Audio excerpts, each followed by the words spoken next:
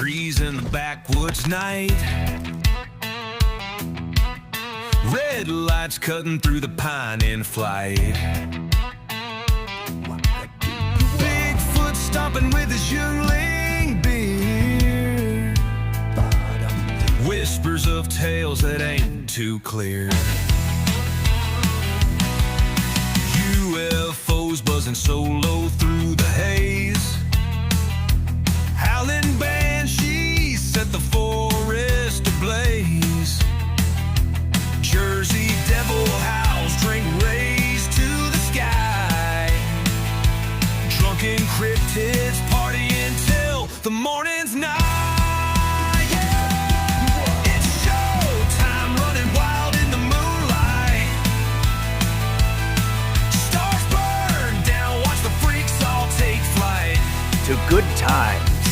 Raise your glasses to the mysteries divine. It's showtime, let the cryptids realign.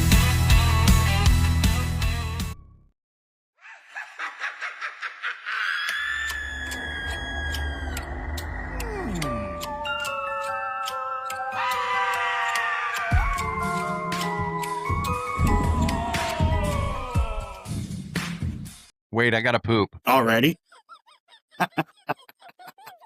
Everybody, welcome to another episode of Us. We got a grand, we got a grand total of what, 4? Am I counting right? Or did I forget to count? You got 4, yeah. Well, we got, 4 shows, right? Cryptids, Methancamp. Yeah, 4 shows. Total of 4 shows in an art studio coming on the night for our Halloween special. Same with the sound effects. Well, I'll do a real quick intro for myself, you guys. Matthew Orton, the host of the Drunkencryptids. The only thing I do want to bring forward is the Arkansas Cryptid Fest on June 6, 2026, in North Little Rock, Arkansas, 600 North Broadway at Old Parts at Diamond Bear. We're going to have VIP speakers, guest speakers. We're going to have a DJ. We're going to have a Bigfoot calling contest, another casting class, and much more to be announced further along. Go to the Drunken Cryptids Facebook page, check out the event, and go ahead and all the updates will be posted there. But I can tell you for sure that I do have the speakers that are coming. Todd Neese is going to be a VIP speaker. Matthew Wharton is going to be a VIP speaker. Chumming with the Spirits is going to be a guest speaker. John Methancamp is going to be a guest speaker. I believe that Dano from the Cryptid Podcast is going to be a guest speaker. Did I hear that right, Dano? You did. Look at that. Dano's coming down to be a guest speaker. And I'm hoping for my final guest speaker slot would be the great and wonderful crew from the Nevermore Hollows. I'll have to check my calendar. Yeah. See, I wanted to put you guys on the spot on live when I did this. I did the John. Excellent. Yeah, dude, we'd be glad to do whatever you need us to do. Thank you for the call. Yeah, exactly. So now my guest speaker slots are full. I'm working on the VIP slots to get those full. So the way I look at it, what will be going on is while the VIPs are listening to while they're speaking, y'all are going to be out there doing a bigger audience because it'll be the free people coming to check you out, listen, and, I'll let you guys talk whatever you want to talk. Well, I'll send you my rider. Chris, make sure that we put in there all the quirky little things that we need. But also, we don't want any clowns in any cabinets in any place we stay. Well, I was going to actually put a clown booth next to y'all. Now, bull crap, man. If there's a clown there, you can take my name off that list. I hate clowns. So, Chris, we'll be packing heat. We'll have to put some clowns down that day. I'll come strapped. Yeah, don't worry. All right, absolutely. So I am Matthew Wharton, the host of Drunkencryptids, and then somebody go next. I'm Dano. The Cryptid Podcast. That's it? That's all you're going to say? Well, what he just said, introduce myself. You want me to get into the whole details? I've been doing this for about a year now. Shoe size, dude. I wear a size 12. I have a 38-inch waist. I don't wear socks. And underneath the sweatshirt, I have tassels on. Nice. No, you guys, I'm the host of the Cryptid Podcast, you guys. I've been doing this for a year.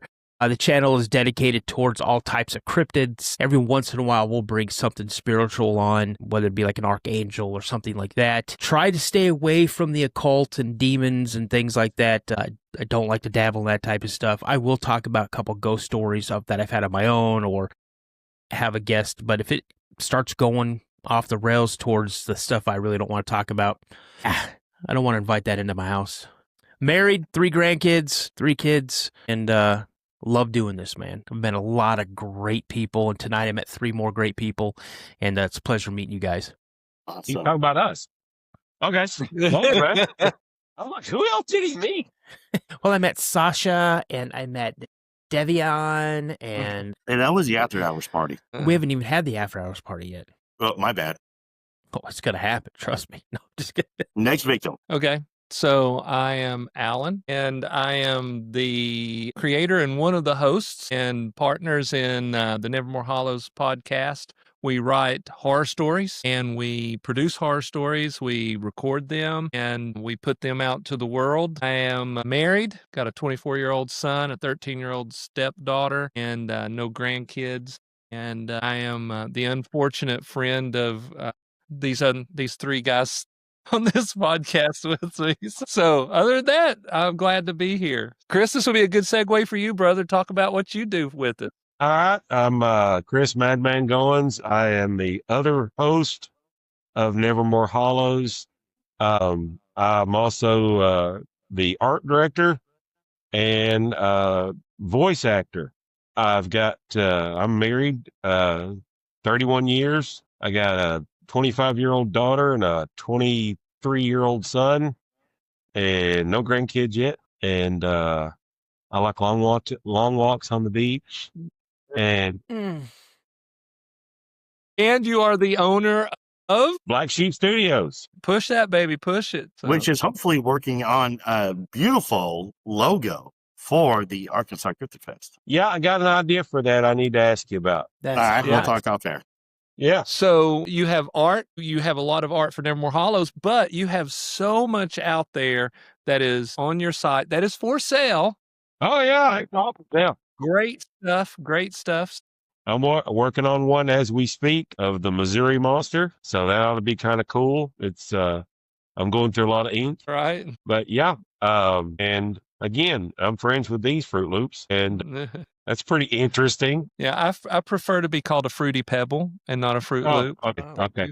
I caught that in your last episode. Right. So I guess now it's John's turn. Gosh, come on, hurry. My name is John Fike, also known as John Methancamp, host of Myths, Monsters, and Mullets, and the true talent of Nevermore Hollow. I do some voice acting for Nevermore Hollows. I have about 27 characters on there. But with my show, I do anything cryptid, paranormal, UFOs. Unlike Dano, I don't mind towing into those forbidden realms sometimes. I have had demonic possessions on my show. Yeah. Anybody that comes in gets demonically possessed. It always seems better to have a PBR for some reason. The heat opens, by the way. Yeah. Right. Yep. Well, you know, But I'm married, happily Go ahead. married, 2 kids, 2 stepkids, no grandkids. And yeah, that's it. That's what I do. And Well, the I cool will be a thing, speaker at the Arkansas Cryptid Fest, June 6th, 2026. there you go. I like the odd man out. Y'all are like doing bios and stuff. So, okay, I'm old. I've got 5 kids, 1 grandkid, single, and I'm lucky if I have any relationship lasts longer than 31 months, much less 31 years. So I give you props on that one, Chris. Rock on, so. I just want to let you guys know I'm honored to be here with Chris because, you said he's an artist, and I mean, I'm super stoked to see what you draw. I do a draw. Yeah, I mean, that art is awesome. I do a little bit of art myself. I'm definitely not at your level. This is something that I just came up with, so I'm, I like look it. at it. It's I like us. your It's style. us, guys. Yeah. It's us. Cool. So, Yeah. Look, yeah. he's bold avant-garde style there. That's what that'll be for sale on my site. Yeah.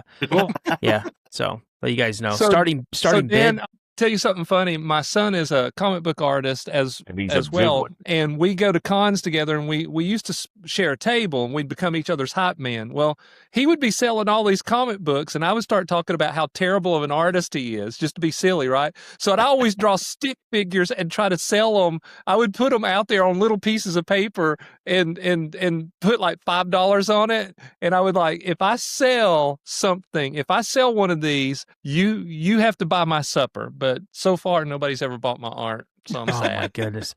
I have a friend of mine who is an amazing. I haven't talked to him probably about a year or so because he kind of likes to drop off the grid every now and again, and then he'll pop back up. And I'm like, hey man, been trying to get a hold of you.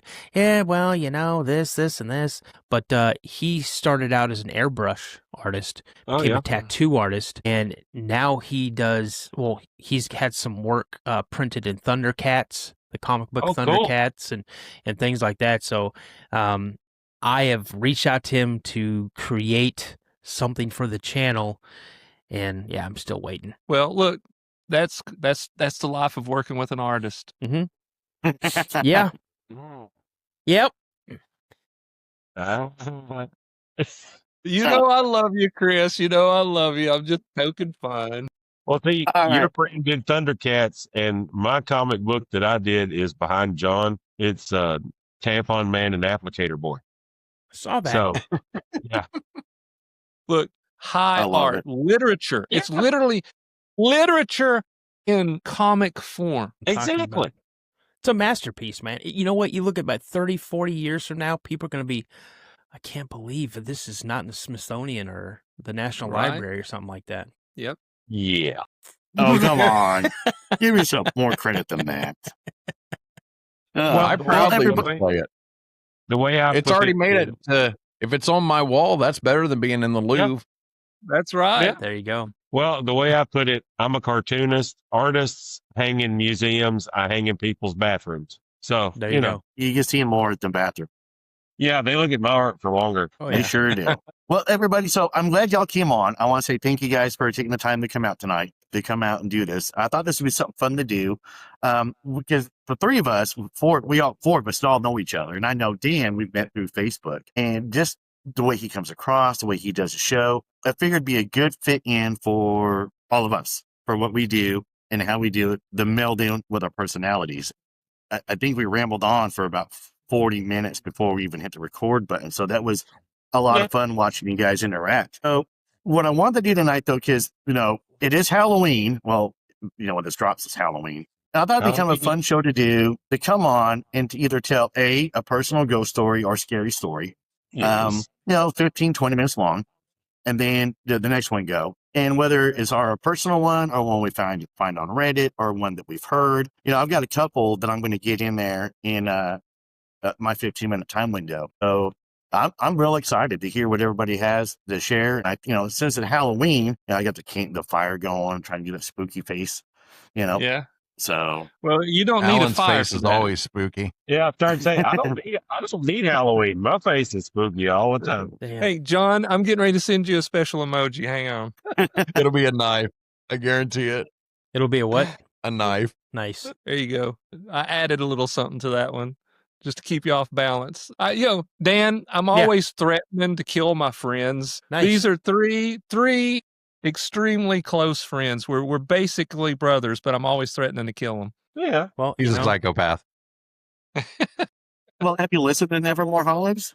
I haven't, but I'm going to. You've I'm got to. definitely going I'll to. be honest with you. Nevermore Hollows is so much fun. It really is. And I enjoy it because, we do listen to a lot of the podcasts. And, I listen to your podcast. I listen to John's podcast. I listen to, there's so many of them. And so whenever Nevermore Hollows drops an episode, and I missed it last week, I was like, wait, did I miss one? And so yesterday, I was like, oh, so a great episode, had a little happy moment there in the truck working. But the story's great because Allan has gone through and done a wonderful job of developing characters. And when I was binging the show, I was messaging, there was one point before, I actually messaged Chris, and I was like, is Allan okay? Do you remember that, Chris? I was like, is Allan okay? Is he going through something? Do I need to reach out or something? And he goes, no, man, no. He's like, it's on the episode. And he goes, oh, okay, let me tell you. And I was like, oh, okay, that makes a lot of sense now. Nice. So, but the cool thing is that when you meet Allan, he is like this uppity, happy-go-lucky guy. And He's then you uppity, Nevermore all right. Hollows, and they're like, people are melted into the buildings, and animals are merged in together. And you're like, and the rat was still alive. You're going, that poor rat, you know? I mean, so if you get just a good breakaway from the norm, and if you love the horror, you love the scare. But what I like though, what Allan's done is Allan's taken the everyday cryptid paranormal things and has put his own spin on. Whether it involves the sparkling vampires, whether it involves anything at all, he'll take a cryptid paranormal creature and go, okay, how can I think outside the box? And then he writes it. And so, in Nevermore Hollows, your vampire is not your everyday Hollywood average vampire. It's a totally different vampire. Your zombies are totally different. The hippie one was great. Yeah. With That was the Chris one right with there. Chris. Yeah, that's the episode we introduced Chris into the universe.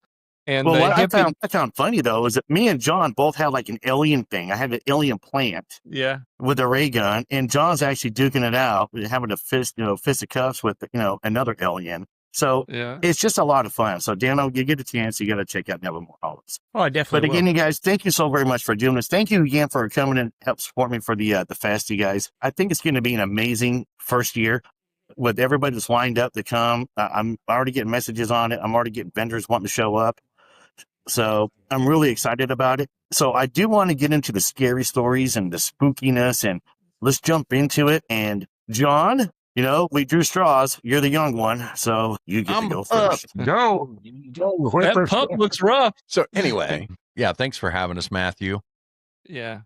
This is my first year, my first Halloween as a podcaster. Ooh. So, but you said you wanted to do ghost stories, and I have told my own paranormal encounters before on other shows. So I wanted to go a little different this time. A couple of years back, when I started getting into the paranormal and stuff like that, some of the guys at work were talking about this place called Bloody Bridge. And first thing that went through my mind is every freaking town, state, county, whatever, has a crybaby bridge. Yeah.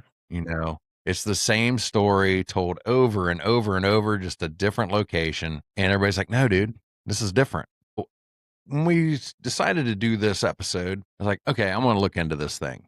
It is not the typical crybaby bridge. And in fact, the Historical Society actually put a plaque up by this bridge. This isn't just some random story. So I'm going to read. It's from Faxology.com.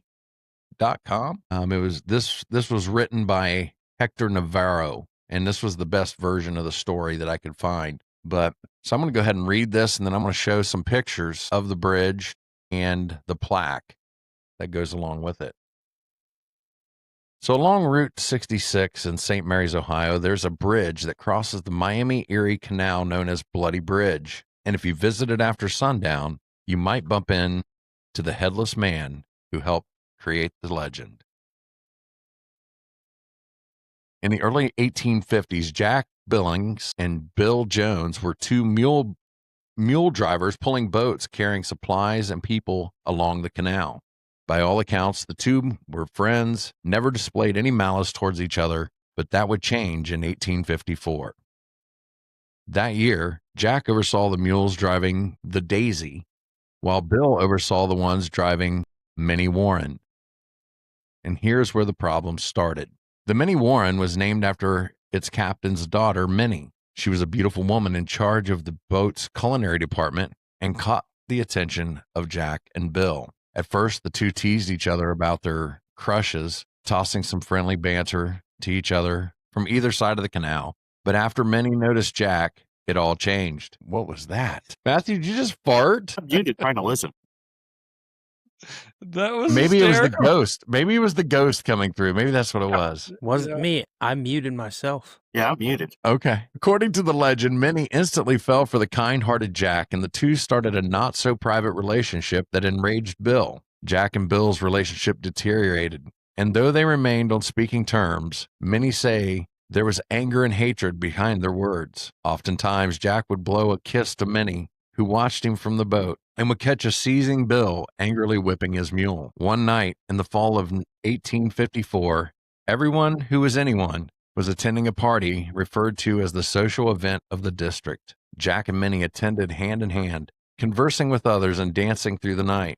Bill, on the other hand, was said to have had attended with a sour look on his face that transformed into a rage as the night went on. Just a few hours before sunrise, the party finally ended, with Jack and Minnie being the few partygoers still in attendance. The two left, still hand in hand, walking through the night, and they came upon a bridge where something induced a terrifying panic in them. From the shadows appeared Bill Jones with a terrible smile on his face, and in his hands he held an axe. Bill swung his axe at Jack with such force that his head was severed cleanly off of his body. In the distance, a few neighbors heard Minnie's screams and ran towards the bridge. As they arrived, they saw Bill Jones holding his bloody axe and Minnie Warren screaming in fear. She took a step back and fell off the bridge, landing in the ditch below. Her lifeless body then rolled into the shallow water. According to the legend, the witnesses jumped in and pulled her body out, but by then, Bill Jones had disappeared. Due to his disappearance, many believe Bill Jones committed suicide after the murders,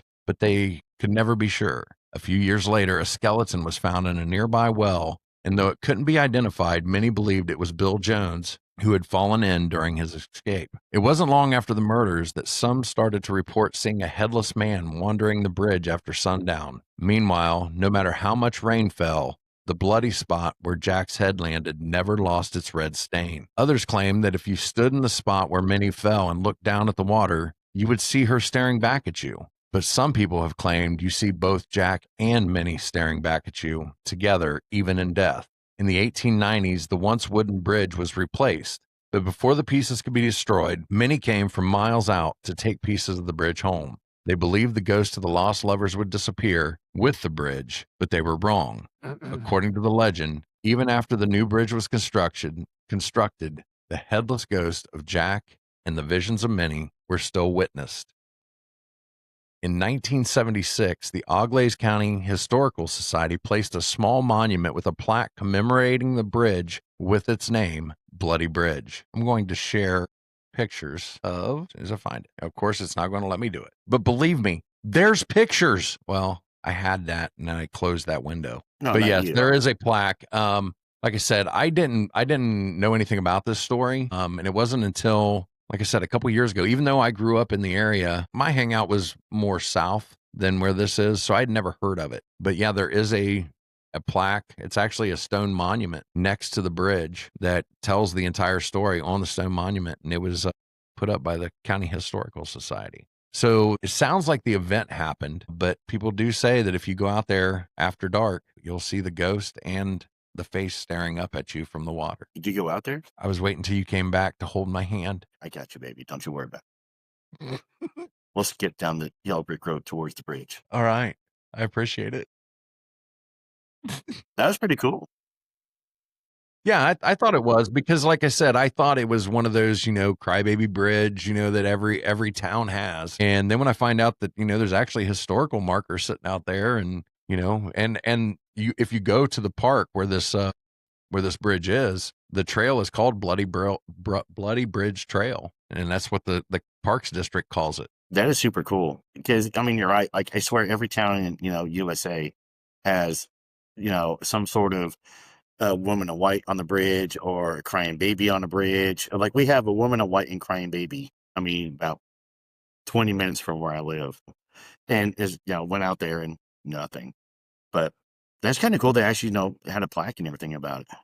That was a good dig. That was good. I like that. That was awesome. I have to give thanks to the guys at work that told me about it. You did good. All right, Dano, you up? You ready? Yeah, I'm ready. So I could come on here and tell you any one of my paranormal encounters. Some are way longer than the 15 minutes. Some are pretty short. So I looked up one. I could tell you a short one, and then I can go into reading the story that I found. So when I was about 15 years old,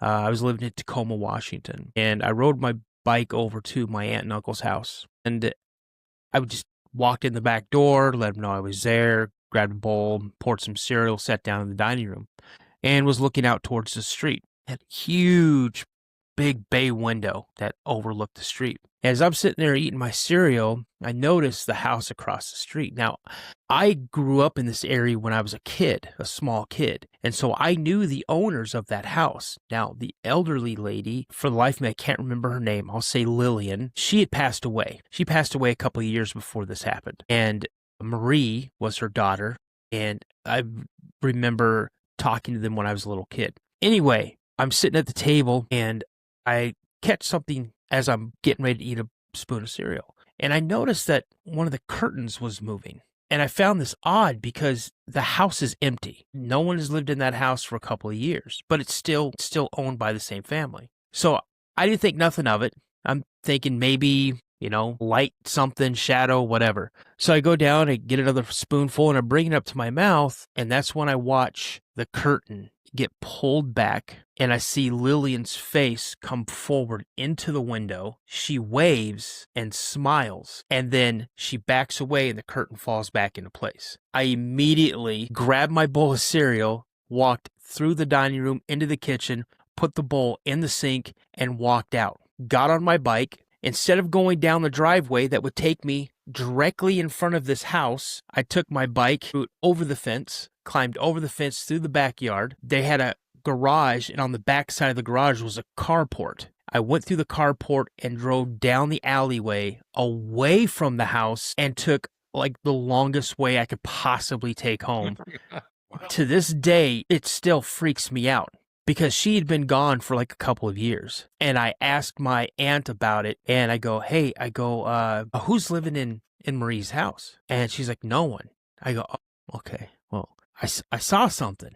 She's like, what did you see? And I told her. She's like, oh, you're just seeing things. Now, here's a really weird twist to this whole story around that house. So I joined the Air Force out of high school, go to Germany, get stationed at F-1 Air Force Base, and I get out. And my dad says I could stay with him for as long as I want to until I find a job, get my own place. My dad was living in that house, and I slept in the basement of that house. And every so often, when I know nobody was home, not my dad, not my stepmom, not my 3 step-siblings, I would hear someone walk like they were elderly, walking through the house. I would hear doors slam shut. And I told my dad, I go, Dad, something's wrong with this house. And he's like, don't say nothing to the kids, don't say nothing to your stepmother. I go, Dad, I'm telling you, because he knows what I saw that one day. He knows very well. And he goes, if you don't bother her, she's not going to bother you. Holy, wow. That is the honest to God's truth. F that. I'm not even going to tell the story. I'm going to tell you guys some more stories about from when I was stationed in FE1 Air Force Base, stationed when I was in Germany. So in Germany, oh, you want to hear this story. I remember that, Matt. So in Germany, when I first got there, I got assigned to this one dormitory, and no big deal. I just didn't like it. It was older. It didn't have any carpet for the floor or anything like that. And as soon as I could move, I moved over to another dormitory.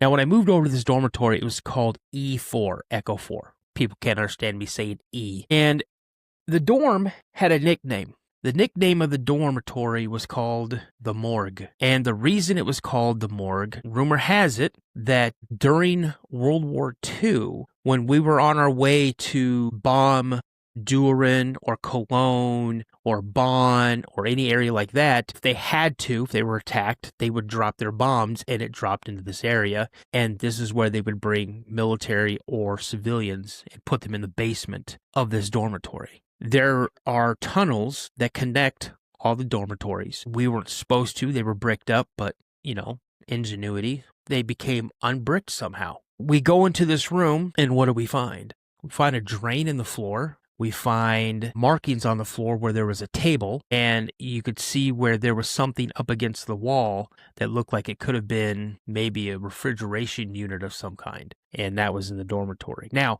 this dormitory was very well known to have a phantom. The phantom I've seen on a few occasions. I have buddies in my phone that I can call right now, and they would tell you, oh, hell yeah, it was haunted. The way the layout was, if you walk in the front door, you turn immediately to your right, there's a series of 4 rooms, like dorm rooms. Right in front of you is a staircase going up to a landing, and then up to the second floor, or stairs that go down to the basement, the morgue.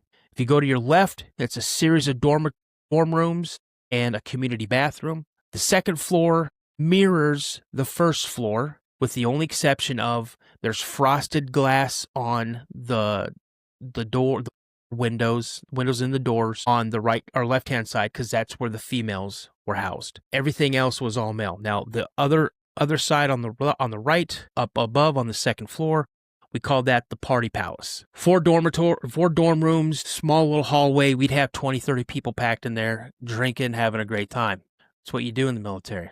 Now, at the top of the stairs, there was a dorm room directly at the top of the stairs. One night, I get off of a swing shift. It's about 11:30, 12 o'clock at night, and I go upstairs. Party's in full effect. One of the guys is like, Hamilton, what do you want to drink? I go, I'll have a Jack and Coke. And he goes, okay. So I watch him take a 32-ounce tumbler, and he pours the Jack, and then he pours the Coke. And I go, man, I'm not going to drink that. That's way too much. He goes, you're going to drink it? I'm going to make you drink it. Like, okay. So I'm sitting up in the windowsill, big enough for you to literally sit comfortably in there. And the window was open. Well, I'm not drinking this death drink. So I'd slowly dump a little bit out the window, and I'd be like, great one. We had this beer sign, and it was plugged into the hallway, and it started flickering off and on, and like it was shorting out. And the person that poured me the drink, he's sitting in his chair, and he goes, demons, be gone. And it stopped. And we're like, oh, that's cool. Ooh, you got the power. And as we're getting ready to call it a night, it's probably 3 or 4 in the morning now, I get out of the windowsill, and the sign was not plugged in. I noticed the sign was not plugged in at all. And I go, wait a minute, who unplugged this sign? He goes, the sign's been unplugged for like a couple of days now. And we all saw it. There was probably 8 of us that saw this thing flashing and going all crazy. Another time I'm sitting in the same spot, and I just take a drink, and as I'm bringing my cup down, I see something walk across my field of vision and into this room that's at the top of the stairs. And the guy who was in that room, he was in here. And I go, listen, man, I just saw someone walk into your room. He's like, man, ain't no one walking in my room. I go, bull crap, man. I saw someone walk in your room. And they're like, oh, what'd you see, Hamilton? I said, I don't know. He had like a hoodie on, like a hood or something like that. And everybody, I'm getting goosebumps even talking about this, you guys. Everybody, it seemed like they got stone sober. And like, dude, you got to check out your room like right now. And he's like, man, there's no one in my room. I go, bro. And the other guys are like, listen, go check out your room right now. He's like, man, nothing's in my room. So he goes out there and he opens up his door, has to put the key code in his dorm, opens it up, and it looked like his room threw up on itself. His room was completely ransacked. This was not a messy dude. This dude was a very neat, meticulous person, and his room looked like someone had just, like a bunch of drill instructors went into the door and went into the barracks and started flipping beds and wall lockers, man. Just trashed it. And he got mad at me. He's like, what did you do? I go, what am I, hocus pocusing? Are you kidding me? Bro, I'm telling you. And one of the guy goes, man, the Phantom got you. The Phantom got you. There was a time that I was coming into the dormitory after a swing, about 10:30 at night is when I got to my dorm. And as I'm walking up the 2 stairs to go into the front door, I see something walking down the stairs down into the basement. I did an about face, and I walked back to the headquarters building where there was a telephone, and I called my girlfriend, and I'm like, listen, you need to come and pick me up. I'm not sleeping in my dorm today, tonight. And she's like, oh, what is going on? Daniel, what? I go, listen, honey, just come and pick me up. I'll be meeting you at the front gate. I didn't sleep in my dorm room for the next 3 nights. Like, hell no. Now, there was another time where we had this guy who had just come over from Iceland. And so he's in Iceland, and his name was Kelly, and his last name was Kelly, and I'm trying to get to know him a little better. I don't like being that guy that doesn't want to say hi to the new guys. I want to welcome in, the dorm, all type of stuff. And so one day I come home and I'm going to write some letters to my mom and everybody. So I get at my desk and I open up my desk drawer where I kept my stationery and I kept my pen and everything. It was a really, really nice pen. It was an expensive ballpoint pen. And so it's not in my drawer. So I'm looking for it. I tear my room. Now my room, I had a dresser, a wall locker, a full-size refrigerator, my desk, and my bed, and a nightstand. That's it. I looked everywhere. Looked in all of the drawers, emptied my wall locker, checked all the clothes, nowhere to be found. Well, I'm like, okay, someone's messing with me. So I open up the door. I go, whoever's got my pen better give it back or you're going to catch a beating. Go back in my room, nothing. Okay. Couple weeks later, I come home, go to grab my remote control, where I always set it, right next to my TV. No remote control. I'm like, you guys are really starting to tick me off. And again, I go out in the hallway. If anybody's messing with my stuff, you better give it back. We're going to have a problem. Go back in, nothing. A couple weeks later, I go take a shower. Now, my dorm is locked, okay? Key code to get in. No one has my code. My door's locked. I had a necklace with a cross on it that my dad bought me right before basic training. Took it off, put it on my nightstand, go take a shower. I come back, unlock my door, open it up, do what I need to do, go to grab my necklace and put it on. Necklace is gone. And now I'm really pissed. So I'm standing out there in shower shoes and a towel, and I'm cussing everybody. And Kelly opens up his door. He's like, dude, what's going on? I said, listen, man, if you got any of my stuff, you better give it up right now. I said, someone's about to catch a beating. And he was like, what are you talking about? I said, listen, my ballpoint pen is gone. My remote control is gone. And the necklace my dad bought me is gone. I want it back, man. If you know anything, you better tell me or you're going to get a beating because you know something. He's like, bro, he goes, when did this stuff start disappearing?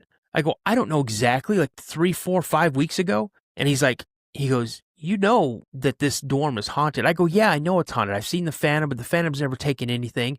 He's like, no. He goes, have you seen it before? I go, no. He goes, well, in Iceland, they're called trolls. And I go, what do you mean? You're telling me there's a troll, like under the bridge troll that eats the children, like the trolls from Dungeons and Dragons that you have to catch them on fire? He's like, no, it's like a little person. And they're mischievous and they like to take things. And I go, man, that's BS. I don't believe you. He goes, I'm telling you, we have a troll here. I've seen it. And I go, man, you're full of crap. He's like, hear me out. Get some tobacco, put it in like a tissue, and make it like a little bundle, set it on your windowsill. Take like some alcohol and put it in like a little shot glass and set it on your windowsill. And just say, hey, this is for you. All I want is my stuff back. I don't appreciate you playing games. You've made your point. This is for you. Give me all my stuff back. I want it all. Everything you've taken, I want it back. And tell them where you want it. I said, I want it, so I did this, okay? And I'm thinking, they're going to get me, they're going to clown me, and then I'm going to have to secretly put beatings on people when we're on duty and we have to do some exercises. I'm going to get a little bit rough with them. Okay, I'm playing your bullshit jokes, right? So I do this, and I go and I tell it, listen, man, you little troll, gnome, whatever you're called, you took the stuff, I want it all back. Everything you took, I want back. I'm not going to ask any questions. I'm not going to get angry. I'm leaving. I'm going to be gone all day. I want it back before I get here. For real. Now, I've put something up here in the windowsill for you. Get some Jim Beam up here, and you got some tobacco up here. That's yours. No questions asked. I want all the stuff back. And then I leave. And I get on a train, and I go into Cologne, and I'm having the time of my life in Cologne. Time for me to get my train back. Catch the train, get a taxi, go back to base, walk across base, get into my dorm, and I'm standing at my door, and I'm like, man, these guys got me. They are absolutely effing with me. I know they are. Put in my code, opened up my door, turned on the light. First thing I noticed, tobacco was gone, and the glass with Jim Beam, it was a little small glass like this, was empty. And I'm like, okay, you guys are messing with me. And I look on my bed, my pen was on the bed, my remote control was on the bed. The necklace my dad bought me was on the bed. There was a couple watches on the bed. There were some other necklaces, other types of jewelry, other like barrettes or whatever on the bed. Stuff that I didn't even know where it came from. I didn't know whose it was. No clue. And so I'm like looking around and to see if these guys are standing behind me in the doorway to start cracking jokes on me. No one's there. And I'm like, what in the heck is going on? I said, okay, thank you. Thank you so much. I appreciate it. So I go and I put my necklace on and I put my pin where I always put it, put the remote control ahead. Now I'm looking at all this other jewelry. I'm like, what am I going to do with this stuff? People's going to think I stole this. I'm not taking the fall for nothing. And all of it was like women's jewelry. So the next morning I got up, knocked on the door, the nearest person that heard the door knock, and hey, what's going on? What's going on, Hamilton? Is everybody here or are people gone? She's like, everybody's here except for like 2 people. I said, okay, I need to talk to all you ladies up here. I said, I got something going on. I need y'all to verify something for me. And they're like, yeah, sure, not a problem. So I'm up there and I got a handful of jewelry and I'm talking to like 8 of the 10 residents up on this floor. And I'm like, does any of this look familiar to you guys? And they're looking like, where did you get all this? I go, it's in my dorm room. And I told him the whole story. And like, oh, so you know about the troll? And I go, yeah, is any of this your guys' stuff? And like, no, we've never seen any of this before. So the other two people, they came down to my room, knocked on the door, and I showed it to them. They go, no, that's not ours. So I had all this old jewelry, and I just put it in a bag and took it out behind the dormitory and dug a hole and put it in the hole and buried it. It didn't want nothing to do with it. But I'll tell you what I did, man. It conditioned me because every month I'd take a little thing of tobacco and a little thing of Jim Beam and I'd put it up on my windowsill. And I'll be damned if every single time I did that, when I left, I'd come back and that thing was gone and the glass would be empty. Holy cow. I love that story. That's cool. That's a crazy, wicked story. I love that. When the first time I went on the show, we got done recording afterward, he shared that with me. And I was just like, oh, that has so many Fae right there with it. And it fits, it fits your stereotypical Fae troll, right in that category. And I'll tell you guys one quick story I won't tell the cemetery story. I'll tell them the one when I'm doing laundry down in the basement. So I'm at F.E. Warren Air Force Base. In the basement, again, for whatever reason, my entire time in the military, I never worked days. I always worked swings or mids. Okay? So I either worked from 2 to 10 or 10 to 6 in the morning, anywhere in there. So I get home, change, shower, grab all my dirty clothes. I'm like, no one's downstairs. I've got the whole washing room or laundry room to myself. No one's going to be messing with me. So I go and I put all my laundry in, I put my basket up on, and I hear a rack of pool balls break. And I'm like, oh, cool, man. Someone's down here. I can sit here and shoot some pool, BS with them while I'm waiting for my laundry to get done.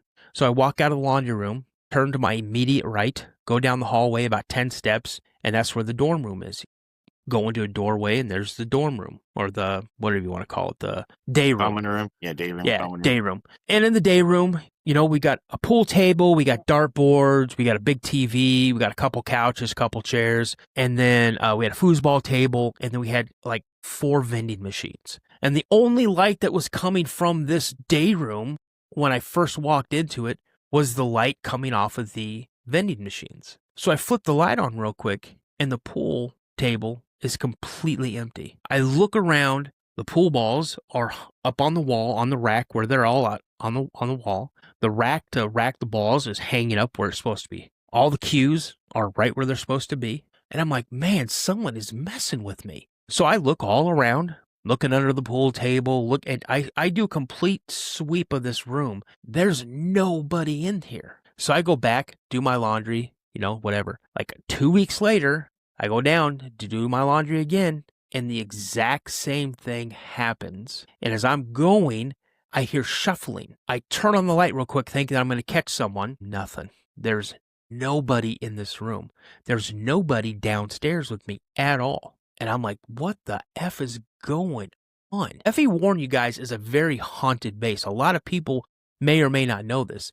F.E. Warren Air Force Base is in a book called, I want to say it's Ghosts of the Plains or something like that, or Ghosts of the Frontier. And they have like their own chapter. Wow. So I don't know how much time I got left, but that was good. Those were great. Awesome stories. So those are... Yeah, I like those. Those are good. Have any of you guys been touched by a ghost? I have. Yeah. I had a rock thrown at me. Yeah. I have one of those too. Yeah, but are you After sure that you was a ghost, John, or was it just somebody? It was my ex-wife's spirit. Wow. That's dark. Yeah, I got touched at the Birdcage Theater in Tombstone, and I got touched here at Four Quarter in downtown North Little Rock. Did you guys have experienced any missing time after being touched? I did. I'll tell it real quick. I don't want to take a baby, so I'll tell it real quick. So I'm Police 5. I'm a relief officer. I'm working again. This is a mid shift. I go and I relief front gate, let them do what they need to do. Then I go on patrol. I start patrolling the area, and I go by the cemetery. This is late November, right around where the full moon time. I don't know if it's the day of, day before, day after, but the moon is gigantic. If anybody's been in Wyoming or any of the plains like that, this moon looked like you could reach up and just grab it. It's so huge, it's so bright. I didn't need to have a flashlight or anything. I could see everything clearly. As I'm driving by the cemetery, there's a cemetery on F.E. Warren. It used to be an old army post. I see someone standing in the cemetery. And I'm like, what is this person doing? It's like 20 degrees outside. There's snow on the ground. There's no reason to be out here. So I whip around the back part, get out of my cruiser and I start walking up to her. And I say hers because that's what it was. And I go, ma'am, you can't be here. Nothing. So I take a few more steps towards her. I'm like, ma'am, you need to be here. And she turned and looked at me. And that's what I noticed. She was wearing period clothing, like late 1800s, early 1900s. And I'm like, okay, ma'am, you got to go. Honestly, you can't be here. I take another step and I feel like I get sprayed in the face with something, like wet or something. And as I'm trying to figure out what's going on, I hear Police 5, this is control. Police 5, this is control. Police 5, all secure. Police 5, all secure. Copy that. Police 5, all secure. Control out. And I'm like, what the heck's going on? So I'm looking around and I realize I'm looking up at the moon and I realize I'm flat on my back. So I start doing this mental check. Is my back hurt or can I move? Everything works. I get up. And when I get up, that's when I notice the footprints. They're my footprints. They're the only footprints in the cemetery. The only footprints. You can see where I hit I fell down. I'm laying flat on my back. Looks like I try to do a snow angel. I get up, brush myself off, and I start walking back to my cruiser. I have this bone-chilling coldness over my body. I jump in the cruiser, start it up, turn the heat up as high as it'll go, and when I did that, I noticed the time. There's about a 35 to 45 minute lapse in time from when I first got there to when I got back into my cruiser. I don't know what happened. I don't know how long I was out. I don't know what. I drive around for the rest of the night. I refuel the vehicle. I do my relief. My relief guy goes, "Ben, you look like crap. Are you okay?" It's like, "No, it's just a rough night. I'm kind of tired." I was starting my first day of break, 3-day break. I get home, strip everything off, walk into the shower. I turn the shower all the way over to hot, steam just pouring out of the shower. I walked into scalding hot water. I couldn't warm up for almost a whole day and a half. I couldn't get that chill out of my body at all. That's it. Nope. Never had that. I mean, I had my missing time at the AHA, but that's the only time I can really say I had missing time. Damn, those are crazy. Crazy. I mean, you're like an episode, multiple episode encounter guy. I mean, seriously, you've had a full life of this stuff. If I could go back and not have any of it happen, I would ask for that. Oh, wow. I don't ask for any of this, man. Right place, wrong time. I don't know. Oh, wow. Well, since we're on the theme of military stuff, let me jump in and share a couple with you guys. And I'll start off with my buddy Scotty. We were training to go to Bosnia, and we're in Germany. So what Dano was saying earlier, all the training grounds and the bases that we have in Germany, we occupied from the Germans in World War II. I mean, it was already there, so we just took it over.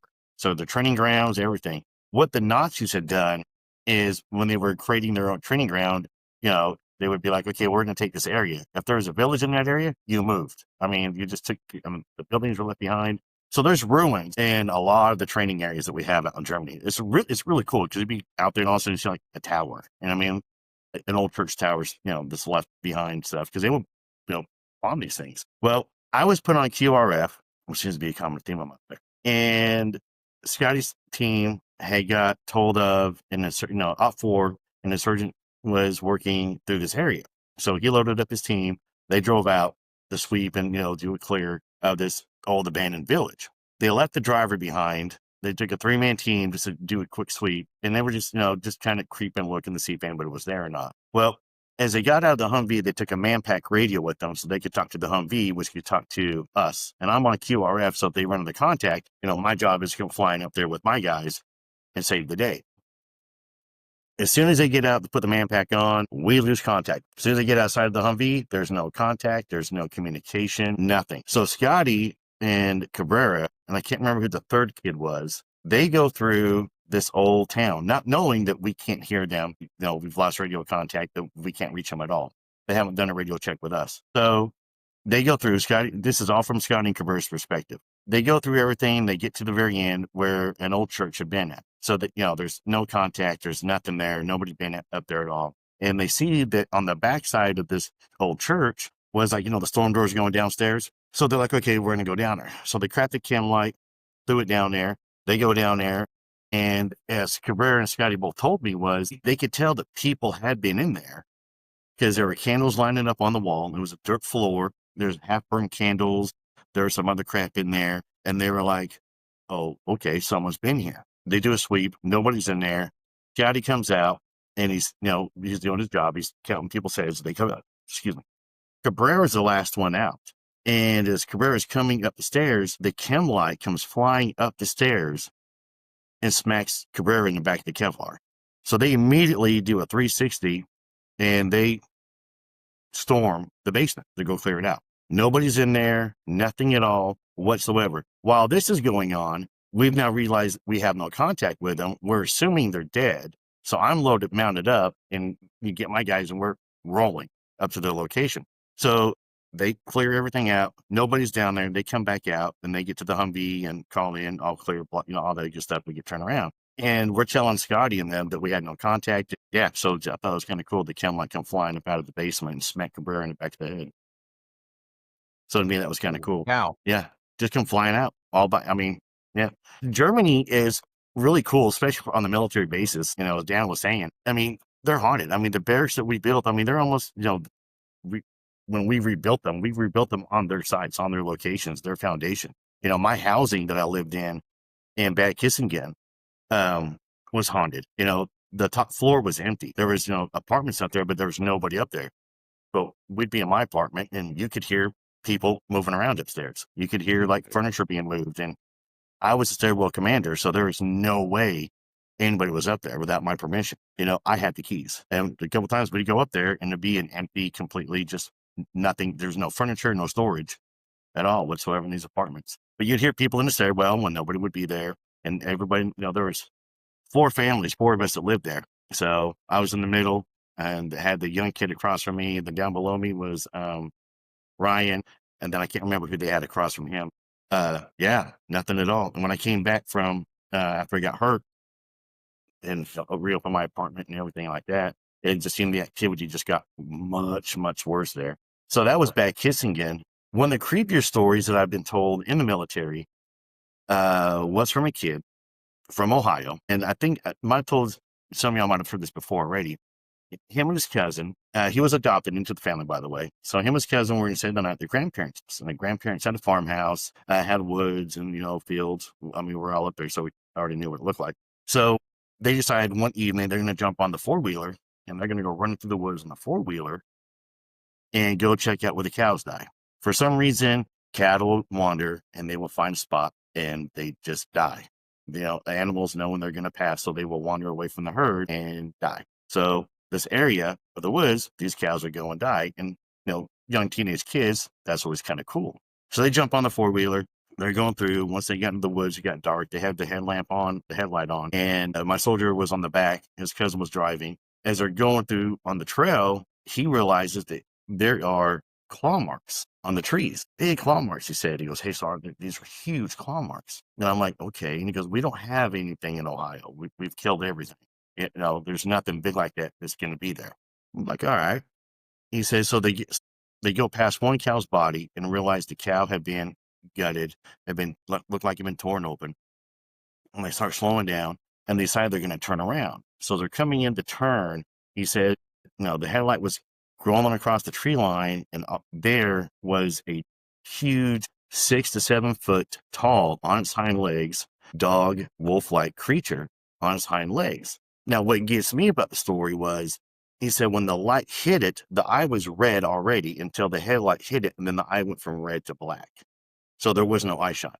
It was glowing red, and then the lamp hit it, and then it went black. He said they paused on it. It was the side of the face of what they were looking at, and it turned his head and looked at him, and he said his cousin just gunned it, floored it, and they go hauling out of the trees, down the trail to get out of the wood line. He said he didn't turn around behind it, but he felt like it was racing right there behind him, like it was right there, just keeping pace with him. They break through the wood line. They're flying towards the farmhouse. They get to the farmhouse. They jump off the 4-wheeler. They run upstairs. They turn the light on into the room they're staying at, and they freak out. They go, no, turn the light off. Turn the light off. It'll see us. So they turn the light off, and they're peeking out the window, as kids will do, and they're watching, and they see come out of the wood line where they came from, a man stand there, look at the farmhouse, turn around, and walk back into the woods again. Now, what made this story to me was unique is I'd never heard of Dogman at this point in time, nothing at all whatsoever. I was going, dude, I think you saw a werewolf. out in the field, soldiers talk about, we tell ghost stories and we tell spooky stories and we tell stories at home and music and girls and everything like that. We had to get the kids. He goes, I have a story, but y'all are going to make fun of me. Y'all aren't going to believe me. So it took us about 15 minutes to get this kid to tell the story. And we all just sat there in shock afterward.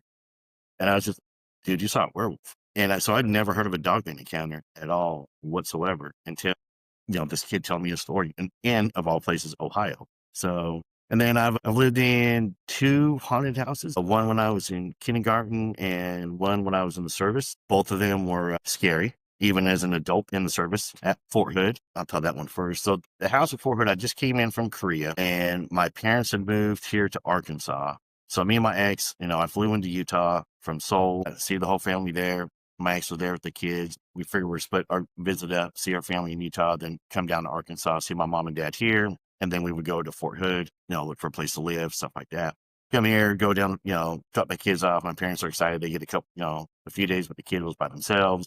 We go down to Fort Hood and we find this cute little home in Copper's Cove and we're ecstatic about it. It's right in our price range. It's a 3-bedroom, 1-bath, perfect size, nice, cute little backyard, cute neighborhood. And we can't believe how cheap we got it. It was from the owner.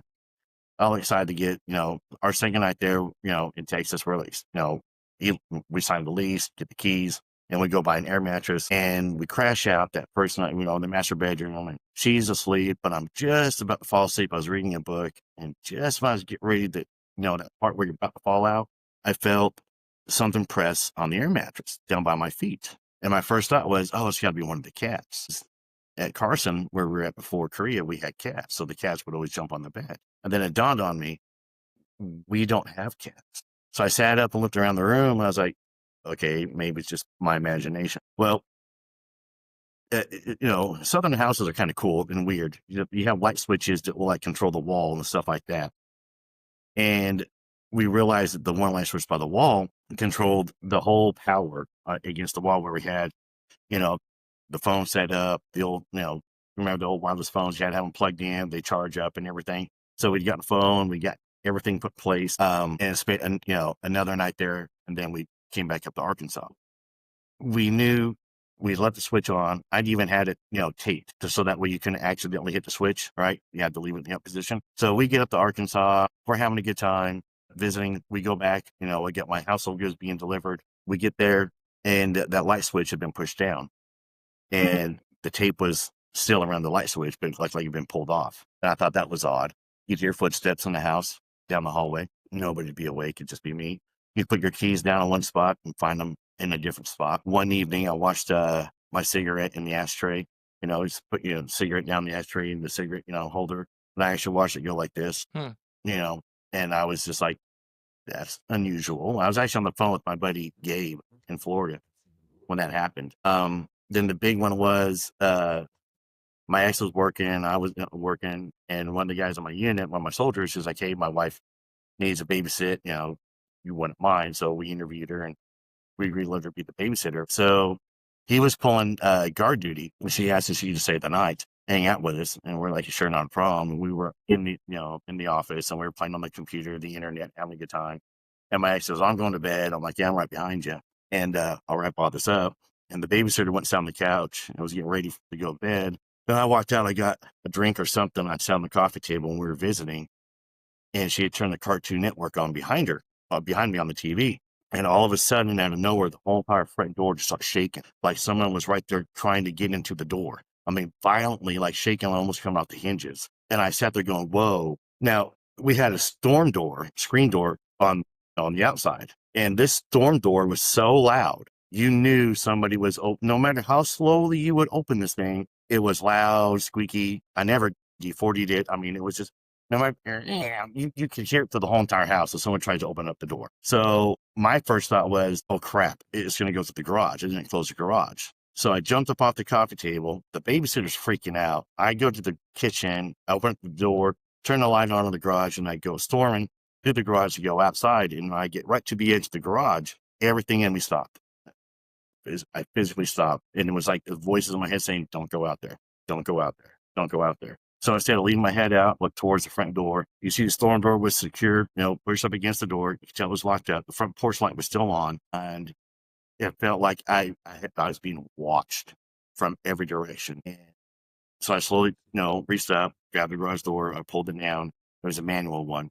And as I'm walking back towards the kitchen door to go inside, I'm like looking up because that's where I felt like I was being watched from. Like something up above on the ceiling was staring down at me.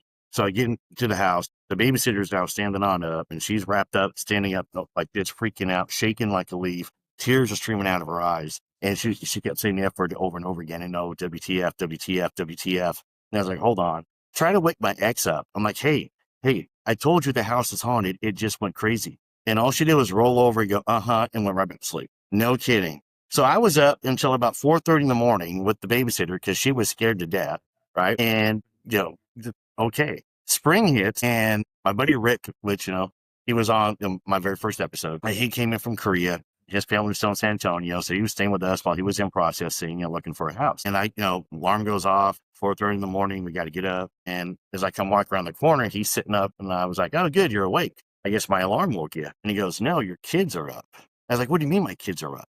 And he goes, yeah, they're running around the kitchen right now. I was like, no. So I stick my head around the corner of the kitchen. My kids aren't there. I'm like, Rick, there's nobody in here. And he stood up and goes, what? I said, no. I started the coffee pot and I walked down the room, my kids' room, to make sure they were, in bed, which they were. I said, dude, they're out like a light. He goes, no, man, there's somebody running around in the kitchen. So it woke me up. And I was like, oh. So fast forward about a week later, and me and Ricky came home. He hadn't found a place yet, still in processing. We're inside the house, we're visiting, and I happen to look out back, and the house had come with one of those, those old playhouses that were about, 3 to 4 feet tall. The kids could get into and play the little plastic ones. And so my little girls loved it. They were playing on it. Well, my youngest, Stacy, was on the roof of this thing. And I was like, so I opened the door, get off the roof. What you doing on the roof? I'm being the dad. You know what I mean? You know better than that. Da, da, da, da, da, da, da. And my oldest is crying. It's like, I didn't do it. I'm like, get in here. You're in trouble, that kind of thing. And she comes in, she's at the table, and I'm like, what? I told you you're not supposed to be doing that. Why'd you put your sister on the roof? And she's crying. I didn't do it. My friend did it. And I'm like, what friend? I'm in dad mode. I'm like, what friend you talking about? And I give Rick props and puts down and goes, whoa, whoa, whoa, whoa, whoa, whoa, whoa, whoa. Serena, tell us about your friend. And she goes, well, he's a little boy. And I'm sitting there going, what? And Rick's, shut me up. I give Rick props. He caught on quicker than me. So he shut me up. He goes, hold on. He goes, so you have a little boyfriend? He goes, yeah. You'll come and play with him sometimes. And I'm like, okay. And so now I'm looking going, And so Rick, my ex is across from the table. And she was Matthew, like, Matthew, yeah. Did your garage door just close or something? No, somebody came down the street with a flat tire. Oh, okay. No, if my garage door just closed, I'd be going, and we are down for the night. But so Rick is going to try and get information out of her. And finally, Rick goes, so where's this little boy at now? And Serena looked at him. She goes, well, he's on the roof. And I went, the roof of the toy house, the playhouse? And she goes, no, the big house, our house. And Rick goes, well, why is he on the roof? No lie. She looked at him dead in the eye. And she goes, because he's afraid of daddy. And I hit the table and I went, damn right, he should be afraid of me. This is my, this is my house. Now I know what I'm dealing with. Well, and Dano backed me in this one. Well, I was married, so he was single through the, his time. But married guys, we all get together on the weekends. Our families get together. We all hang out. And our house seemed to be the place that we would do it at. At this point in time, me and Rick know that the house is haunted. And we're having a good time. Everybody's out back. I'm jamming out the Rob Zombie, having a good time. The girls are making margaritas. And I had just switched CDs. Yeah, back in the day, I had switched CDs. I came in, switched CDs, and I heard the blender go off. And I was like, okay, so one of the girls came in, just was making, trying to make a margarita. So I got the CD set up, pushed, and I walked in to say something and realized nobody was in the kitchen. The blender's going off by itself, and the blender's empty, by the way. So no one's going to walk in and start the blender up with it being empty for no reason at all, right? So I turned it off, and I was like, stop messing with the stuff in the house. That wasn't exact words that I used because we're on a podcast. Walked outside, continued on, same night, and Rick had gone in, he come back out, and he goes, I just want you to know the ghost doesn't like the music. And I was like, what do you mean by that? And he goes, well, I was going to the bathroom in the hallway, and his voice said, turn it off. And I go, well, what'd you do? And he goes, I just told him. I said, I'll tell him. All right. So Rick goes, I love the infantry. All right, ghost, I'll tell him. So, Rick comes out, he goes, so I'm telling you. So I walk in and said, listen, it's my house, it's my music. I'll play what I want, when I want, how I want. So fast forward, me and my ex split up, and I moved into the barracks, and I'd been at the house, getting everything cleaned out. Got to turn the keys in the next day. Went out, and did the typical drinking thing and figured I'm going to go say goodbye to the house. And, that was us saying goodbye, my kids, everything like that. Now, I have to take into account that I hadn't been drinking a lot, obviously, because I was able to drive and I wasn't stupid. I was an NCO. That's a quick way to get busted down real quick. So I remember I pulled up to the house, opened the garage door, I walked in, and as soon as I turned the light outside in the kitchen, the lights went on and then dim. Every light through the whole entire house was dim. It was like this dark, oppressive feeling. Get the goosebumps again, remembering it. Just as I walked through the house, it was just surreal. Unless you've been in those situations where that ominous presence is just weighing in on you and you know it's there, where even, the light is gone, but it was just oppressively feeling on me. And I walked through the house, and my intention was to say goodbye, that, melancholy kind of feeling and everything, and turning his head to fear. And I was like, it's this, went out, got back into the car, closed the garage door and left. And that morning, the landlord goes, "Do you want to go in?" I was like, "Nope, here's the keys. Have a good time." So yeah, that was that was a pretty scary house. It was bound to have activity no matter what you did. So my ex blew it off, though. She would never actually come out and say that it was haunted or anything at all. Yeah, when all the married guys, in housing get together for the weekends or the days off or whatever, it's called window shopping. So yeah. Yep. Looking for Jody. Jody's looking. Jody's always looking. So I'll keep it. I'll end my stories at that one right there. Yeah, I gotta ask. Those were good ones, but the one that fascinates me the most is when you said that there was the dog man story where the eyes were glowing red, but when the light hit them, they went black. That's interesting to me. That part of the story has always stood out to me for some reason, because and I heard this story before the AHA event. When after the AHA event and doing the research, and believe it or not, I researched into that. I cannot find any similar story out there of the eye glowing red until the lights hit it, and then as he described it, it almost felt like, as he remembered it, as soon as the light hit it, it absorbed the light and went black. So it none of the lights dimmed or anything, but just kind of he goes, it was just weird. He goes, "Hey, sorry." Like I said, it was a weird thing. And of course I wasn't there, so I can't say, this is a secondhand story, but the way the kid told it, very, very believable. Yeah. As he was shaking through it. You could tell he got the goosebumps through it, just reliving it. Right. And what I liked about the story too is when he said they ran up the stairs, they turned the light on. No, it'll see us. And they turned the light off and they were peering out. That's a typical good kid movement too. Yeah. We're going to hide in the dark. We're going to hide. And he goes, when we were peeking over the windowsill, and he said, when the man walked out, he said, we were both like, what? We didn't think one thing of werewolf until later on down the road. And so to me, that's the werewolf story. Yep. Yeah, that's interesting. It almost hints at not only was it a werewolf, maybe shapeshifter, but demon possession as well. Very well possibly could be. It is Ohio. Right. Yeah, that one fascinates me. All of them were good, but that one fascinates me. Good. All right.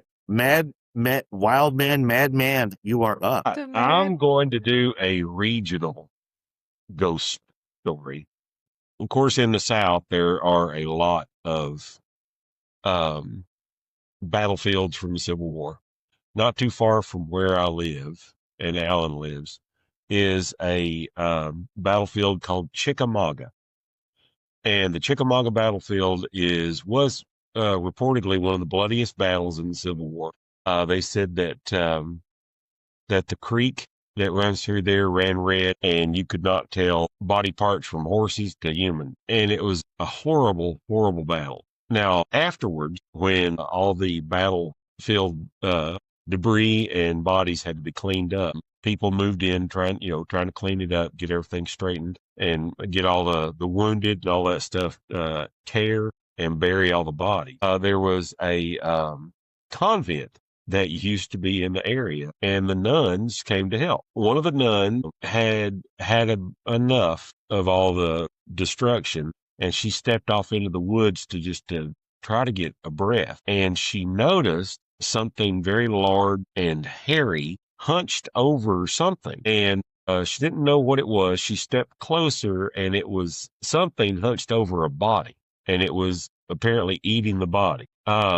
When she saw this, she evoked the name of God, and whatever this thing was heard her turned around, and it had large green eyes, a very awkward body, long arms, long legs, hairy. It screeched at her and ran off in the woods. And that was the very first reported sighting of what is known as green eyes. Green eyes is a spirit that apparently inhabit the Chickamauga battlefield. It has been seen many, many times by many, many people. The battlefield itself is haunted by other things. I've been there and done a little ghost hunt and caught some interesting stuff, but the Cherokee refused to have anything to do with that land before the battle. It was a good place to farm, flat, and the Cherokee refused. They said something was there, and they weren't going to have anything to do with it. Throughout the year, there have been many stories, but my favorite one is there were doing reenactment, and 2 park rangers were going through the park and checking on the reenactor, and they were walking, and they noticed what they thought was a reenactor walking towards them. The guy was wearing a Civil War uniform with a long coat, and he had long stringy hair, and they just thought he looked kind of strange, and he was walking on the other side of the road from them. As they got closer, they noticed his eyes were glowing green, and he was like leering at them. So as they walked past and kind of on either side of the road, he just kind of glanced at them and just had this menacing look, and neither one of them paid any attention to him and just kept walking. But there have been reports of him. Now there's a festival, a Green Eyes Festival, but there have been reports of him throughout the year. There are reports of all kinds of stuff.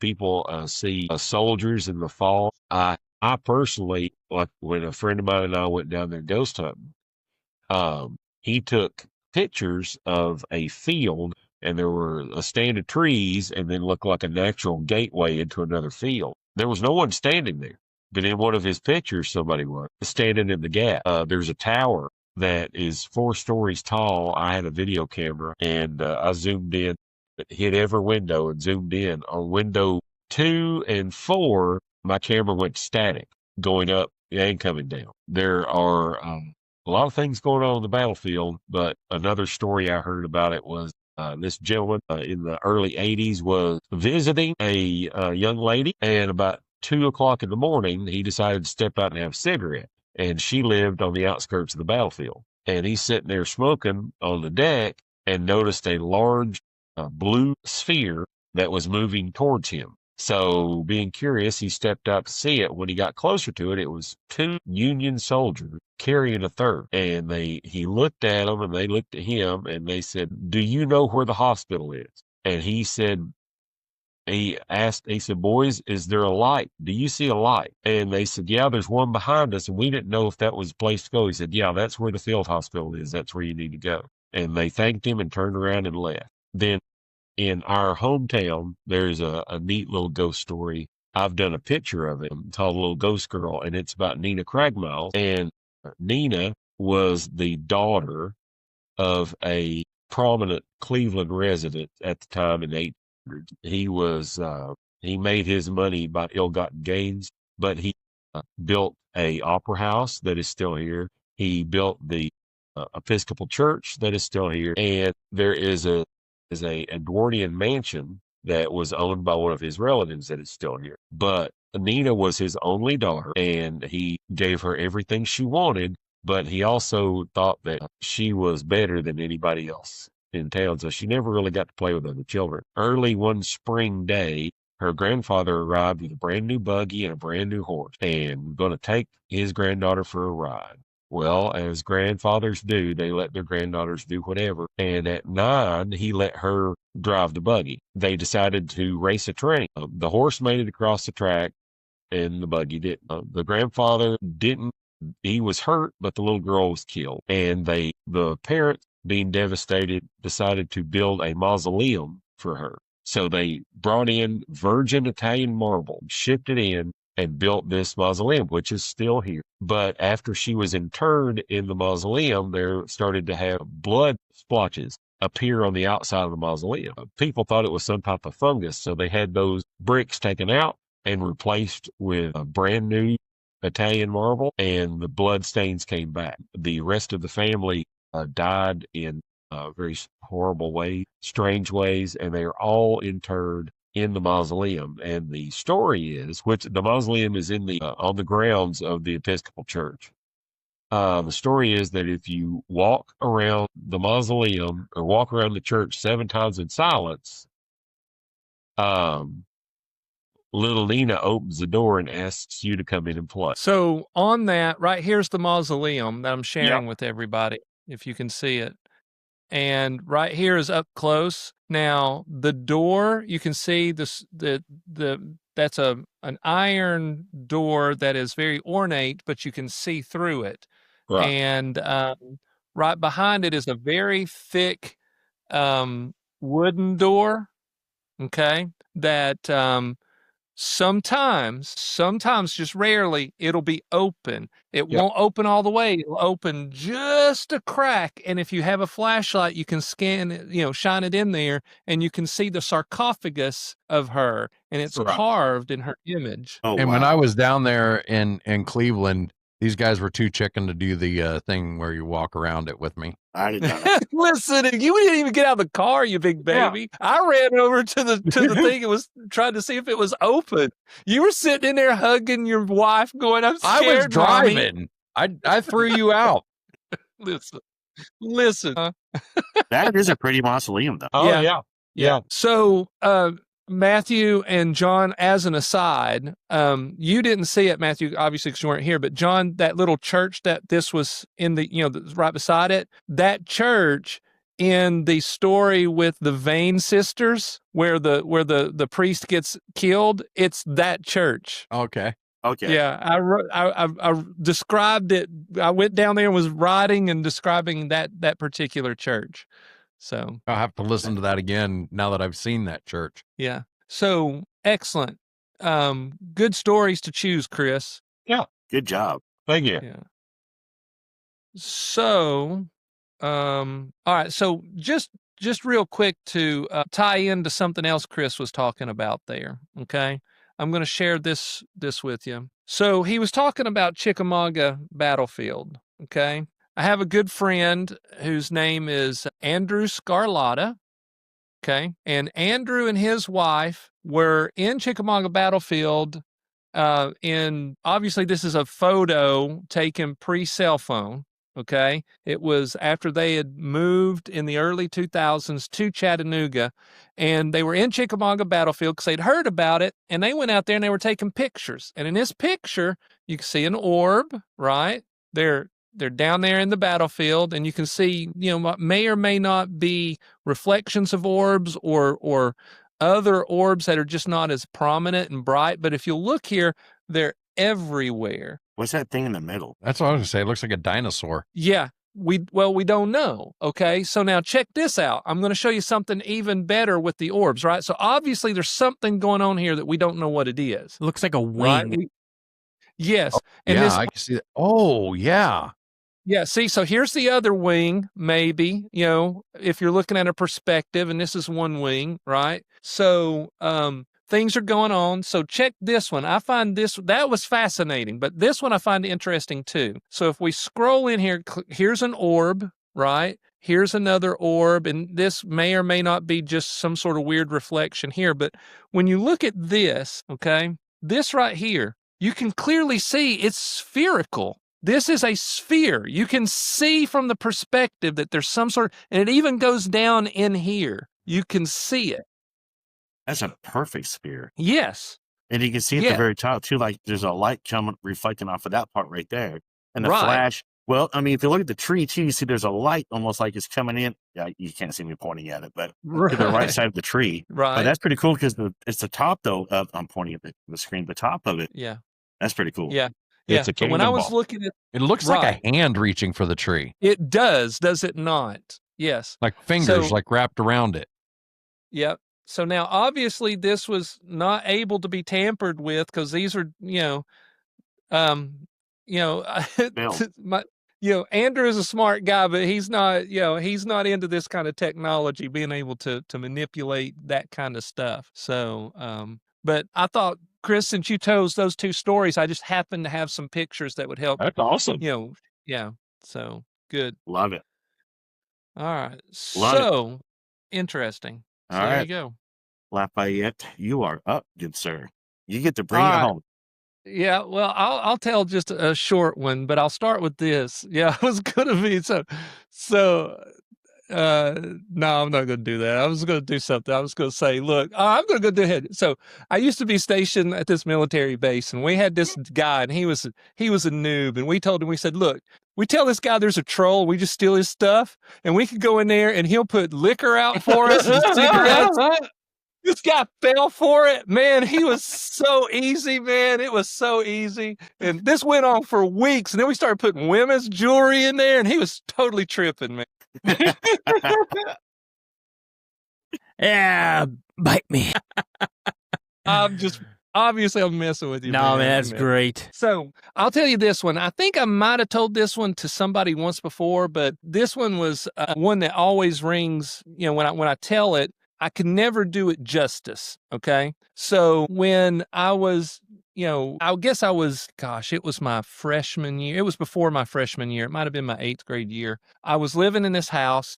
And so this is 81, 82. And I'd started seeing a shadow figure in the corner of my bedroom. Not every night, but every couple of nights. And it had a top hat.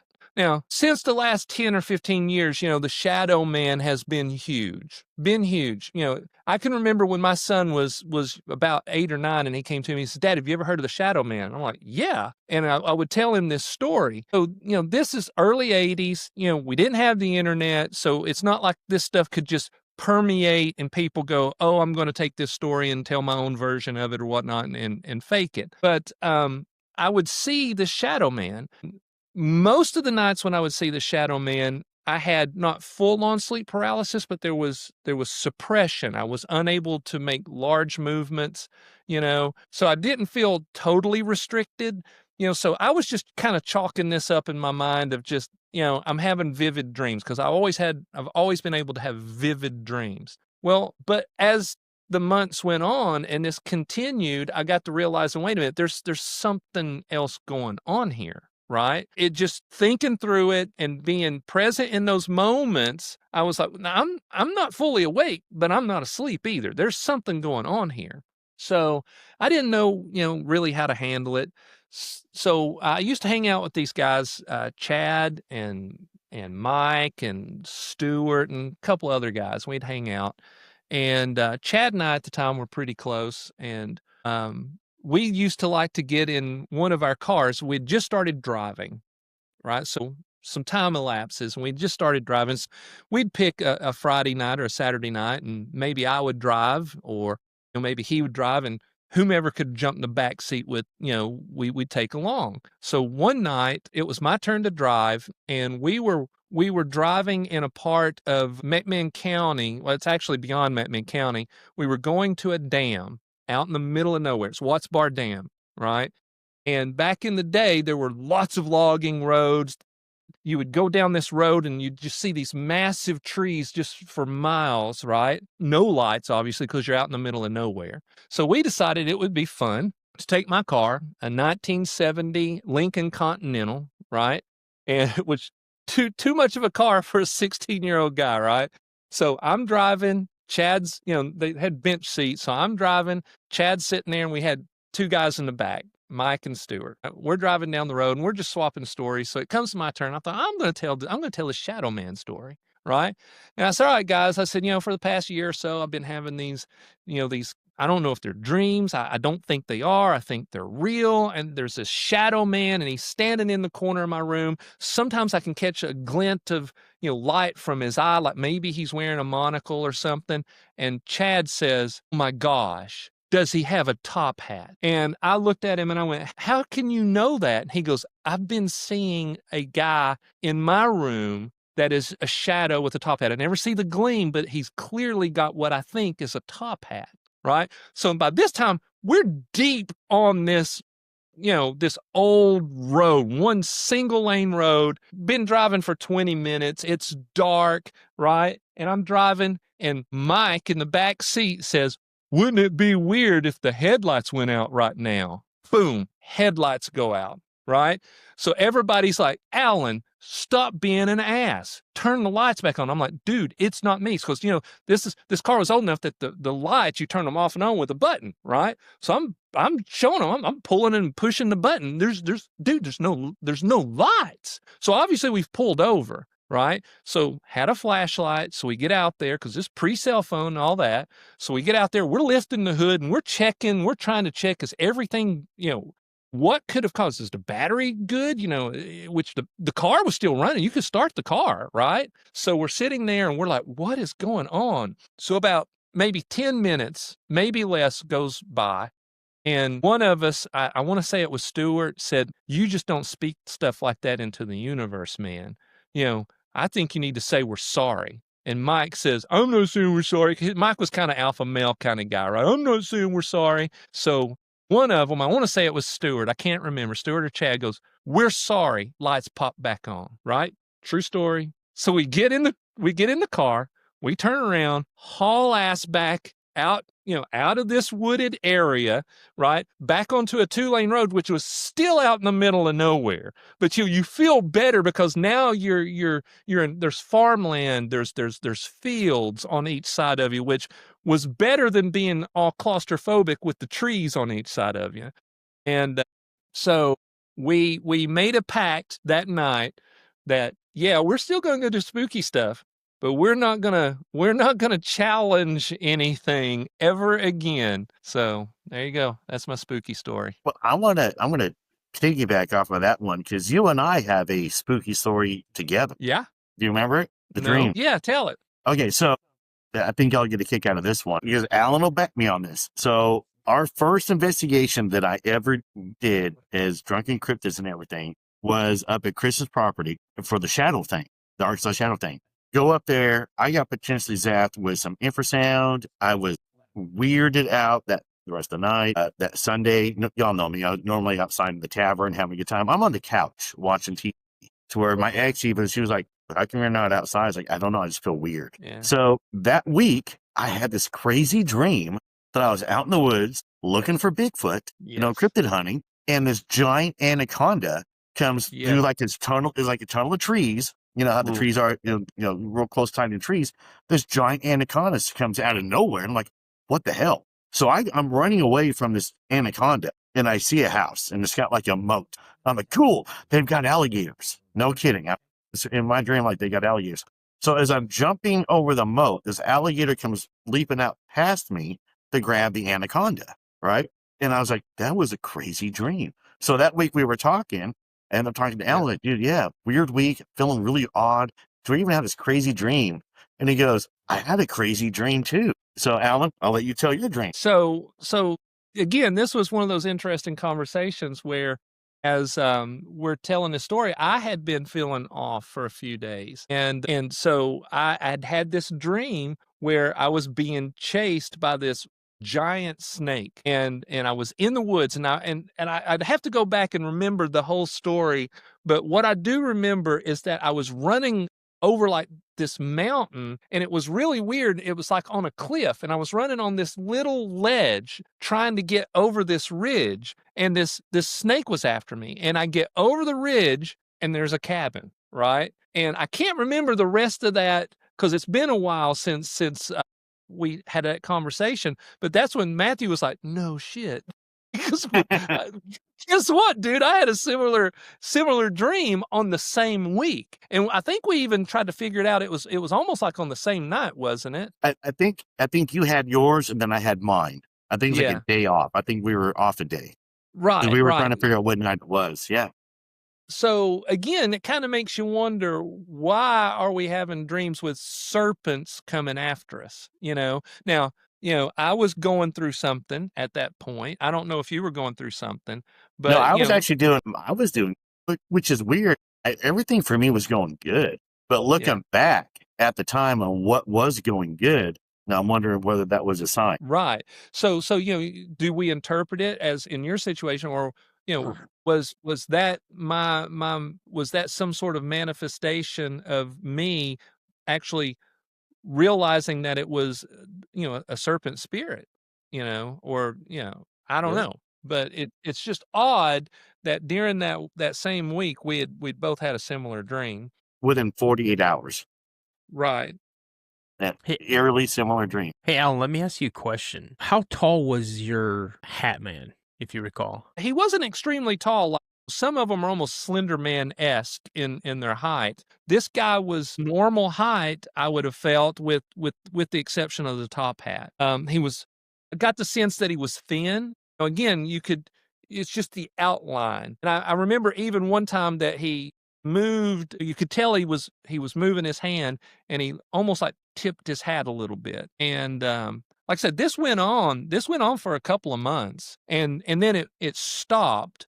But over the years, while I was in that house, it would occasionally happen. But there was a couple of months period there where it happened a lot, and I've never understood, what was the purpose of it? Was it some sort of omen? Because I mean, there was some bad stuff that happened in my life. Not long after that, was it some sort of omen, or was it just one of those things that we, John and I have talked about? I think even Matthew and Chris and I have talked about it too.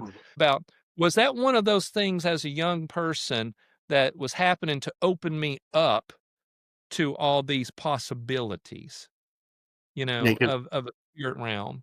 Yeah, because my Shadow Man happened when I was like 4 or 5. And a top hat. I remember I had a top hat, but mine had a cape. Yeah, I couldn't ever recall a cape. I mean, right now I'm very detailed remembering these particular situations, and I can't ever recall a cape. I can recall a definite shape, definite movement, a definite gleam that once, of like maybe a monocle, but I had I guess it was the Shadow Man here in the house that I'm in now. 2 years ago, maybe, if that. Because I used to have another podcast called The Paranormal Narrative, and I was talking everything but the occult, demons, and that type of stuff. And I remember hearing a noise and walking out of my bedroom. Now, my bedroom's at the end of my hallway. You walk straight out, right immediately to the left is the stairs that go downstairs. We have a split level home. Immediately to the right is the kitchen, but then it just opens up into the living room. And I have a chair, and at this time the chair was sitting in the corner, like right next to the window. And I came out into the living room, and there it was. It was sitting in my chair, and it grabbed both arms of the chair, and it stood up like, okay, it's go time. Like it was waiting for me. And as soon as I saw it, I immediately started saying the Lord's Prayer. I was like, listen, you're not welcome here. I rebuke you in the name of Jesus Christ. I'm bathed in the blood of Jesus Christ. You have no power over me. You're not welcome here. You're not welcome around anybody who visits my home or lives in my home. You need to leave. And I was saying this while my eyes were closed. And when I opened up my eyes, it was gone. I mean, there's been some weird stuff that's happened in this house, and it's been seen by or heard by my youngest daughter, who's 23, my son, who now lives in Michigan. When we worked during COVID, I had to work from home for like 2.5 years. And when no one was home except for me down here, I would hear somebody run sounded like from my bedroom all the way around through the house, kitchen, dining room, back down the hallway. And then I'd hear a door slam. And I would get up, and I have a buddy called Sig that sits right next to me all the time. I thought someone was in my house. So I started clearing my house like I did when I was in the military. And I got upstairs, and all of the doors that were in the hallway, which is the bathroom, the spare bedroom, and my bedroom, all the doors were wide open. And I've heard that happen multiple times. My grandmother, my Nana, has been seen in this very room by another podcaster and by a co-host of one of my shows. Like, literally, see where the sign is on the wall. That's where she was standing, right in that area. And I showed them the picture they described her, and I showed her the picture, and they're like, yeah, that's who's standing there right now. And that's crazy. Yeah. Well, the time she was first seen, it was during a live podcast. And I was looking at the chat, and as soon as the host goes, Dano, I just got to ask you a question. Who's that lady standing behind you? And I go, shut up, man. And I turn around and I look, and I don't see nothing. He's like, she's right there. That's creepy. And the chat just started going, "Oh my gosh, I'm glad you said something. I was wondering if we were seeing things." And he described her, and I showed him a picture of my Nana. And he goes, "That's exactly." And then people in chat, "That's her. That's who that is." And I was like, man, I mean, that's kind of like a happy encounter, you know? It's like my Nana watching over me. So saying hi. You know, you glad you brought that up. And I do want to bring it in for a landing here really soon because we'll be going close to 2 hours. Actually, we're almost on 2 hours. So with the subjects and everything that we deal with and the interview and the topics and stuff, I've never had anything. The only weird thing happened to me so far with this stuff is that a couple of shows I've gone on to tell the AHA story, we've had audio issues or video issues where we've had to redo it a few times with me. To where what was funny, Dana, when you were talking earlier, you know, the reason why I turned my camera off and all that stuff is because my dogs were throwing a fit inside. And I was trying to calm my dogs down. I was like, why? No, they're crated up. Like, what y'all doing? You know, I'm trying to be that guy. But I did one interview with the guy who did the website for us, who did the logo. Dylan, great kid. And he had, it's the Hutch episode. And what was funny is that for some reason that episode just hit me hard, and I don't know why. I got done with it, and I was on the phone with Tommy afterward, and Tommy would back me on this one. And I'd gone upstairs. I was in the tavern, recorded. We were on the phone. We were talking about the episodes. Like, hey, it's a really good show. You know, you did a good job. I walked upstairs, up into the house. I was like, oh man, I forgot something down in the tavern. So I had just left there, so I didn't bother turning on the lights or anything like that. But all of a sudden, I go down there to the tavern. I grabbed what I'd forgotten. I turned around, and on the phone with Tommy, I freaked out. I swore somebody was walking down the sidewalk towards the tavern. Because, you know, from the deck, there's a sidewalk that would walk down to where the tavern was at. And I thought, I mean, it looked like there was a person right there. And I jumped on the phone, freaking out. And Tommy was like, what? I was like, okay, I'm a little jumpy tonight. So, yeah. So that's about the only thing I've had happen because of the show and stuff like that. So I'm wondering whether or not with the topics that we do, this is what happens. You know, we get some of this interesting stuff. But since we're going to leave it on that note, I do want to go around and I want to thank you guys for coming on, doing this with me tonight, doing a great 2-hour show. We haven't done one of these in a long time. So before we go anywhere, I'm going to go around. I want everyone to tell where to find your show at, the links, everything like that and all, how to get a hold of you, where to find you, everything like that. And we'll do it the same order that we told the story. So, John, you're John Methancamp from Myths, Monsters, and Mullets. You have a paranormal encounter you'd like to share, you can email me at mythsandmullets@gmail.com. You can find me on Spotify, YouTube, pretty much anywhere you find your podcasts. Message me on Facebook. Show up at my door. No, I wouldn't do that. I really wouldn't do that. Show up at Allan's door and ask him where I I'm wouldn't at. do that either. We're all packing. Yeah, we are. Everybody, again, Dano from the Cryptid Podcast. I can be found on YouTube and Spotify. If you guys have had an encounter, cryptid encounter, don't hesitate to drop me an email at the Cryptid Podcast 7. awesome. Matthew Orton, Drunkencryptid. If you've had any kind of want to come to the show, drunkencryptids@gmail.com. You can follow me on all your socials out there as well. Shoot me an email, shoot me a message on Facebook. If you do Instagram, Tommy gets the Instagram messages. TikTok, I'm on there sometimes, and I'm really horrible about messaging back on TikTok. So just find me on Facebook and message the show or me, or just shoot me an email. We get better coverage there. Chris? I'm Chris Madman Goins, and if you've had a paranormal encounter, call all these other guys because I'm not answering. Yeah, you can find me on all the socials, and you can listen to my weird voice talents on Nevermore Hollow. Well, tell Black Sheep Studios on Instagram. Black Sheep Studios, yeah, on Instagram. If you see something you like, tell me, I'll sell it to you. Very talented artist, you guys. Very, very talented. He doesn't sell himself enough as he should. And I'm honored that he's going to do the logo for the Arkansas Cryptid Fest this year. And I'll have to say, Chris is a very humble man. He's humble to a fault, you know, and he supports all of us so much, and we don't give him enough shout out for that. But, you know, go check his art out. Order something from him. He'll get it to you quick, and you're going to love it. It's unique and nostalgic. You know, he's got his foot firmly in nostalgia land. So good. So If you want a sneak peek at his art, just look right behind me because there's 2 pieces of it behind me. Yes. And I'll show you a custom piece for me. Oh yeah. I've shown this before. You know, I love Looney Tunes, and my favorite Looney Tunes character is Slowpoke Rodriguez. And out of the blue, he calls me one day and says, I got something for you. And he brings this to me. That is awesome. Yeah. And it's even signed. I'm going to get a frame for it eventually, I promise. But yeah. So check out his stuff and show him some love there. So I am Allan Wattenberger, aka Lafayette Faust in the show. We're on all the socials. I'm going to answer you on Instagram, but if you go to Facebook, I'm never on Facebook. My buddies here hammer me because I don't check Facebook like I should. It's an inside joke. You can send me a message at LafayetteFaust@gmail.com. But go check out the show, Nevermore Hollows. Help us boost what we're trying to do. All of us here. Yeah. Interact with this.